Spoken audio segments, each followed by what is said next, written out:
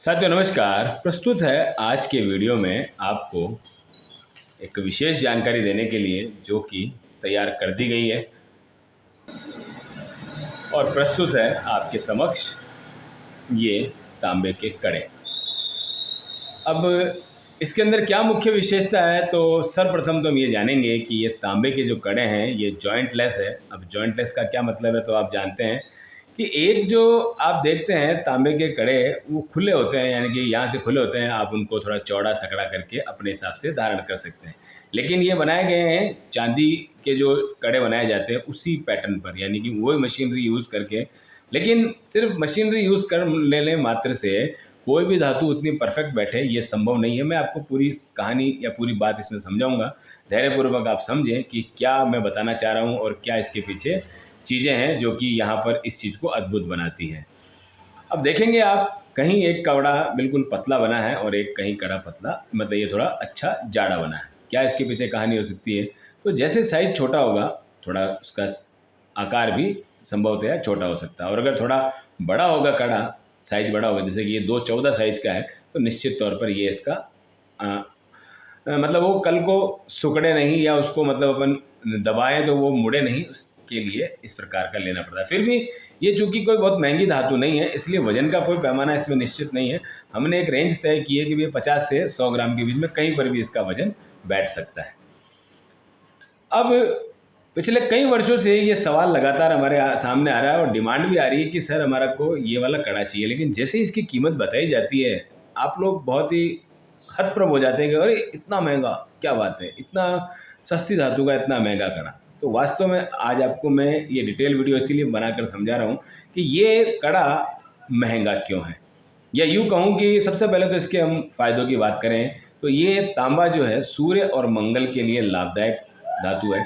अब इसके साथ में अगर ये धातु लाभदायक है तो इसको पहनना भी उसी प्रकार से चैलेंज का काम है। क्यों? क्योंकि तांबा और जो ये इस प्रकार के दूसरे धातु हैं, सोने और चांदी को छोड़ करके बाकी ज्वेलर्स या जो स्वर्णकार वर्ग है ये इसका काम करना उतना पसंद नहीं करता। मंशा कुछ भी हो सकती है, अपन वो नहीं कहेंगे कि क्यों नहीं कर रहे, करना चाहिए क्या है। अपने को बात ये करनी है कि क्यों नहीं ज़्यादा काम है, तो सिर्फ पीछे रीज़न हो सकता है कि भाई इसमें मेहनत ज़्यादा है, मजदूरी कम है, या उनके पास काम ज़्यादा है, अन्य धातुओं का इसके प्रति ध्यान नहीं दिया जा रहा।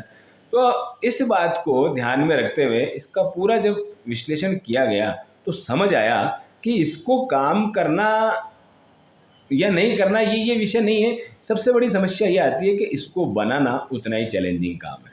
आपने देखा होगा तांबे से जितने भी बर्तन या जितनी भी जो चीज़ें बनती है वो बड़ी बड़ी फैक्ट्रियों में एक निश्चित बहुत नई टेक्नोलॉजी के साथ में तैयार होती है। अब उतनी टेक्नोलॉजी एक सामान्य ज्वेलर्स या स्वर्णकार के पास नहीं होती है जो बनाते हैं इन चीज़ों को, तो वो साफ नियम आते, साफ मना कर देते हैं कि भैया ये हमसे नहीं होगा। उसके पीछे रीज़न क्या है मैं आपको समझाता हूँ। इस कड़े का निर्माण किया गया तो ये कड़ा एक बार में नहीं बन गया। ये धातु सदैव बात इसको आपको ये समझ के रखना है, क्योंकि इसी में इस सवाल का जवाब है कि ये कड़े महंगे क्यों हैं और ये कड़े इतने आसानी से उपलब्ध क्यों नहीं हैं। तो ये कड़ा कई बार पूरा सब कुछ सांचा तैयार करने के बावजूद एक बार में तैयार नहीं होता। अब क्यों नहीं होता?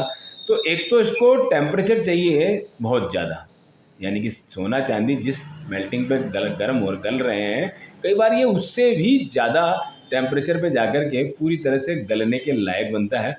और जब इसको गलाते हैं तब तक इसमें बहुत सारी बार नीली पपड़ी सामने जमने लगती है, यानी कि ऊपर की तरफ नीली पपड़ी, नीली झाई ऐसे करके आने लगती है, जिससे कि काम करना बड़ा मुश्किल सा हो जाता है। यानी कि चांदी सोने को गलाना और एक इसको गलाना बहुत ही ज़्यादा टिपिकल काम हो जाता है। वो बहुत आसान है गलाना, हालांकि गलेगा वो भी उसी तरीके से, लेकिन उतनी उसमें कोई विशेष परेशानी नहीं है, कोई लौ नहीं निकल रही, कोई धुआं नहीं निकल रहा, स्वास्थ्य को कोई विपरीत नुकसान नहीं पहुंच रहा।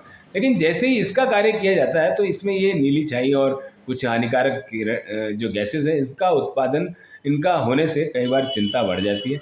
अब फिर इसको सांचे में डालते हैं तो कई बार ये ठंडा भी बहुत जल्दी होता है, तो उस चक्कर के अंदर जो सांचा डाला है उसके अंदर कई बार एयर बबल्स बहुत रह जाते हैं। उसकी वजह से जब इसको फाइलिंग और घिसाई इसकी की जाती है तब इसमें छोटे छोटे छेद दिखने लगते हैं। मैं इसमें भी आपको एक छेद दिखाऊंगा, जैसे कि आप यहाँ पर ये देख रहे होंगे ये एक छेद आपको यहाँ पर नज़र आएगा, लेकिन ये बहुत मामूली सा है।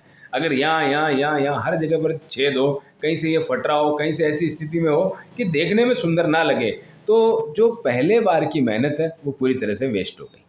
अब क्या उपाय बचा? बनाना तो इसको हर हाल में है, क्योंकि आपका ऑर्डर आया है या किसी ने भी मांगा है तो उसे मिलेगा तो हर हाल में। कीमत जो है वो जितनी अटेम्प्ट्स इसमें लगेंगी उसके हिसाब से उसकी बढ़ जाएगी। यही काम अगर चांदी का होता तो ये पहले अटेम्प्ट में ही सक्सेस हो जाता, और बाई चांस कोई छोटा मोटा खड्डा होता है तो उसमें कुछ चांदी की मात्रा को टाँके के साथ भर के फाइलिंग करके एकदम सही कर दिया जाता, ताकि वो कहीं से भी अपने को खड्डा ना नज़र आए, ना कोई बड़ी लाइनिंग नज़र आए। यानी कि कहने का मतलब जो मूल आकृति है वो उसके अंदर आ जाए। लेकिन अब इसको चैलेंज ये है कि इसके अंदर कोई खड्डा हो गया तो उसको भरना बहुत टिपिकल काम है, क्योंकि टेम्परेचर देंगे इसको वापस से तो हो सकता है शेप बिगड़ जाए, हो सकता है कि वो खड्डा जहाँ भरना चाह रहे वहाँ ना होकर के और कहीं से खड्डा निकल जाए। यानी कि हम, अगर एक पुरानी कहावत है कि मेंढकों को तोला नहीं जाता, क्यों? क्योंकि आपने 2 मेंढक इधर से बिठाए, फिर वजन रखा, इतने में पुराने 2 मेंढक चले गए। तो इसी तरीके से इसके अंदर खड्डों का जन्म होना लगातार जारी रहता है। तो जब ये जारी रहता है, क्योंकि चांदी और सोने पे तो बहुत शोध हो रखे हैं, हर कोई जानता है कि उसका काम कैसे बेस्ट टू बेस्ट करना है, लेकिन तांबा उतनी सुदृढ़ धातु नहीं है कि इसके ऊपर बहुत सारे काम हो गए हो या बहुत सारे लोगों ने आविष्कार कर लियो। ये तो बन जाए ये गनीमत है, अगर ना बना तो आप चाहे जितना माथाकूट कर लो, चाहे जितनी तवज्जो, चाहे जितना अनुनय विनय कर लो, सब मेरे लिए बनाओ, नहीं बनेगा। क्योंकि कोई काम हो सकता है तभी हो सकता है। अभी जैसे मैं आपको यहाँ दिखाऊँ, यहाँ आपको दिख रहा होगा हल्का मात्र पीलापन। अब ये क्या स्थिति है? यहाँ हल्का उभरा हुआ, हल्का यहाँ खड्डा, या इस प्रकार से। यानी ये चांदी जितना सुंदर कभी भी नहीं होगा, आप चाहे जितने पैसे दे दें इसके लिए। कोई बहुत ही बढ़िया टेक्नोलॉजिकल किसी के पास सिस्टम हो तो बात अलग है, बाकी एक सामान्य व्यक्ति के पास में आप इसमें छोटी छोटी कमियां जरूर देखेंगे, पर वो कमियां ऐसी नहीं है कि आप पहने और आपको बहुत भद्दी लगे, वो हम जान सकते हैं टेक्निकल पॉइंट से। लेकिन इस वीडियो में ये सब मैं बताऊंगा आपको, क्योंकि कल आप जब इसको ऑर्डर करेंगे या कहीं से भी इसको प्राप्त करेंगे तो ऐसा ना हो कि आपको ये चीज़ें बाद में दिखे और आप सोचे कि ये कमी है। ये कमी नहीं है, ये सिर्फ चीज़ को सुंदर बनाने के लिए किया गया है। ये जो हल्का पीला निशान है, ये यहाँ मामूली सा खड्डा या मामूली सी लाइन दरार रह जाती है, उसके ऊपर थोड़ा चांदी और फिर तांबा भर करके उसको वापस से फाइलिंग किया जाता है ताकि वो निशान ना दिखे। तो इस प्रकार से ये होता है। कई बार लोगों को ऐसा शक लगने लगता है कि सर ये तो लाइन दिख रही है, कहीं आपने टाका तो नहीं चला दिया इसमें, यानी कि ये जॉइंट वाला तो नहीं है। तो ऐसा नहीं होता, क्योंकि जो जॉइंट होगा हम स्वयं कह के देंगे, और जॉइंट वाली चीज़ कभी भी इस प्रकार से कम गोल नहीं होगी। देखेंगे आप इसको, ये यहाँ से गोल है, यहाँ हल्का सा थोड़ा चपटापन आ गया, फिर गोल आ गया। तो जो वायर बाज़ार में मिलता है वो बहुत ही सस्ता, अगर मैं उसकी कीमत की बात करूं तो उसकी कीमत 1500 रुपये किलो के अंदर अंदर अपने को मिल जाती है। यानी अगर 100 ग्राम की मैं बात करूं तो 150 रुपये में वो आपको तार मिल जाएगा। उसको गोल करके धारण कर लो तो ये और भी श्रेष्ठ है। लेकिन उसी को गला करके नया शेप देना, फिर इसको 1 बार 2 बार 3 बार, जब तक वो खड्डे समाप्त नहीं होंगे तब तक इसको पूरा नहीं किया जा सकता।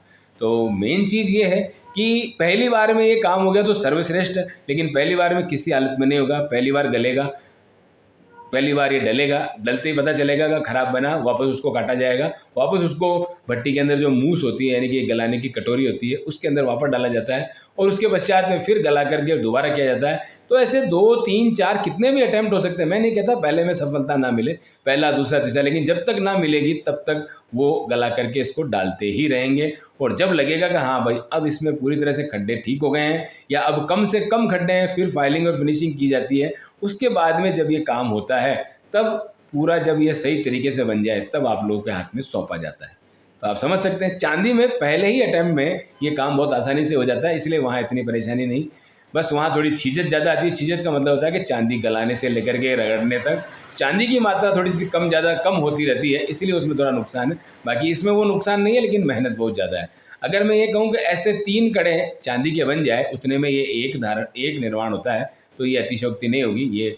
ये बात बिल्कुल यहाँ पर सच लागू होगी, क्योंकि तांबे का काम करना उतना हार्ड है जितना कि चांदी का आसान और नरम है।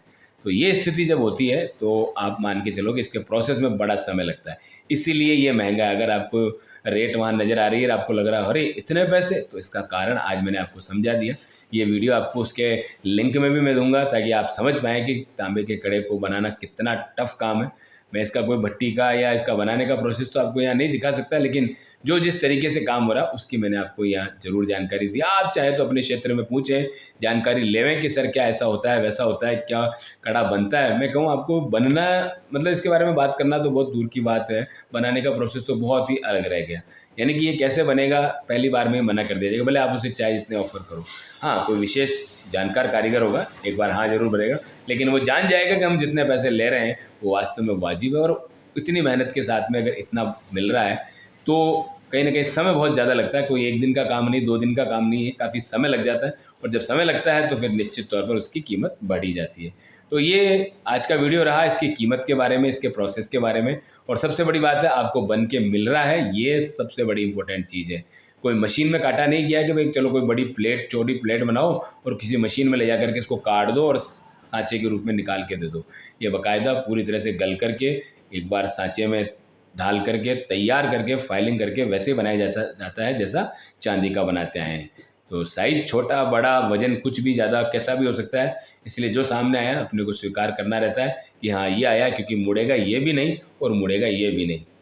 हाथियों का दम लगे तब भी इसको मोड़ना संभव नहीं है, क्योंकि ये इतनी कठोर धातु है कि इसको हथौड़े से लेकर पीटना पड़ेगा तब जाके ये मुड़ेगा, और पीटते ही ये टूटेगा बहुत ज़्यादा पीटने पर, क्योंकि ये कटने जैसी स्थिति नहीं है। नरम धातु हो तो वो मुड़ जाए, लेकिन ये बहुत कठोर और भंगुर धातुएं होती हैं, इसलिए इनके अंदर ये गुण नहीं पाया जाता कि इनको मोड़ सके जल्दी से। तो आपके लिए ये अच्छी बात है कि ये जल्दी से मुड़ेगा नहीं। तो उम्मीद करता हूँ ये वीडियो आपको समझ आया होगा कि किस प्रकार से ये इसका तांबे का ये निर्माण, कड़े का निर्माण है और किस प्रकार से इसकी सारी जानकारी है। उम्मीद करता हूँ पसंद आ गया होगा। वीडियो आया है पसंद तो ज़रूर से लाइक, सब्सक्राइब या जो भी आपको समझ आता है वो करें। पहली बार चैनल पर आए हैं तो बहुत बहुत स्वागत है उनका। इसी प्रकार के वीडियो देखने के लिए चैनल पर विजिट करें। मिलेंगे आप सबसे वापस नेक्स्ट वीडियो में। हर हर महादेव।